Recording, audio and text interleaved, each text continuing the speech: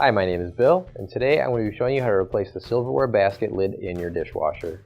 The reason why you might have to do this is because the lid is damaged and is not closing properly. Warning: before doing any repairs, please disconnect your power source. So this is the dishwasher we're going to be using for this demonstration. It's a Whirlpool. Now keep in mind yours at home might be a little bit different than what we have here, but the same technique should still apply. Also keep in mind we don't have a countertop for this, so we're actually using some weights to keep it weighted down so it doesn't tip over on us.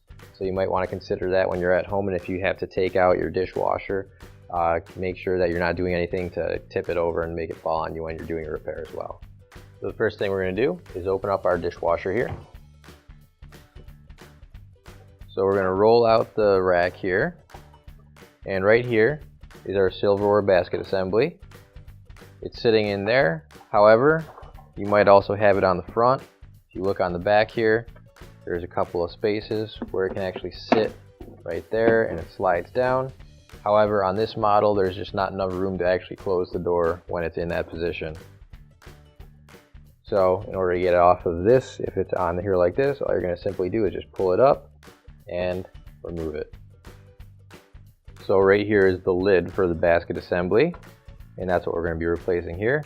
So in order to get it off, with it being plastic, all you have to do is just bend it a bit and it'll come right out.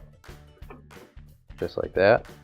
Now you can grab your new OEM replacement silverware basket lid, and if you don't have one already, you can find it on our online store. So now to put it in, we can move one side and put it into place right there, and then just bend up and slide the other side in, and it fits perfectly right in there, just like that. So now we can put the assembly back into place, push it in, and close your door, and your repair is complete. Finally, don't forget to plug in your appliance.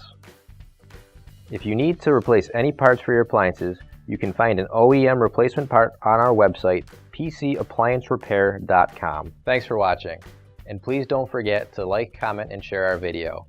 Also, don't forget to subscribe to our channel. Your support helps us make more videos just like these for you to watch for free.